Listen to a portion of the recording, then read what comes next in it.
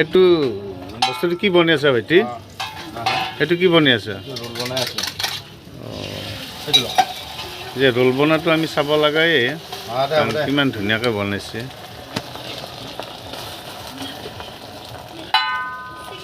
এটা কণী কেইটা দিয়া? যে ৰোল যে ইমান ধুনীয়াকৈ বনায়, আজি মোবাইলত আবদ্ধ কৰি ৰাখিলোঁ ভাইটি এটা হাঁহি আছে। হাঁহিটো কিন্তু এই আপোনালোকৰ এই হেৰিৰ লগত মানে ৰোলৰ লগত সোমাই যায়, সেইকাৰণে কাষ্টমাৰ উভৈনদী হয়। ইমান ধুনীয়াকৈ বনাইছে, মানে কিমান কাষ্টমাৰ আপোনালোকে দেখিলে আচৰিত হ'ব।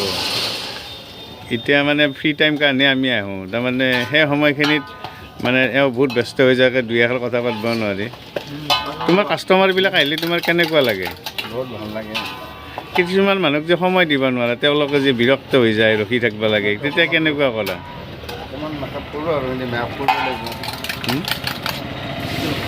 তোমাৰ হোটেল এই হেৰিখনৰ নাম কি? পাহি ৰেষ্টুৰেণ্ট। পাখি ৰেষ্টুৰেণ্ট। বৰ্তমান শুৱালকুছিৰ পৰা ধৰা বিভিন্ন ধৰণৰ মানুহ পাট মুগাৰ লগত গধূলি আহে, সেই কাষ্টমাৰখিনি যিখিনি আহি পোৱা নাই তেওঁলোকক কি ক'বা? তেওঁলোক বিচাৰো বাছ তোমাৰ লগত থকা এজন ভাইটি নে তোমাৰ নিজৰ? হয়, এওঁ অলপ বেছি বগা নহয়? ঠিকে আছে। হেৰি এই মানে তোমাৰ এই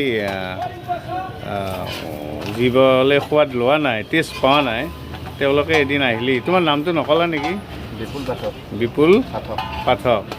গতিকে তিনিআলিৰ একদম লাগি আছে এওঁৰ দোকানখন, আৰু দোকানখনৰ নামটো আৰু ডাঙৰকৈ কৈ দিয়া এবাৰ। পাহি ৰেষ্টুৰেণ্ট। পাহি ৰেষ্টুৰেণ্ট। গতিকে আপোনালোকে এবাৰ সোমাব আৰু এওঁৰ এই তৃপ্তি খাদ্য লৈ আপোনালোকে এবাৰ ভাবি মানে চাব যে আকৌ আহিম নেকি। ধন্যবাদ।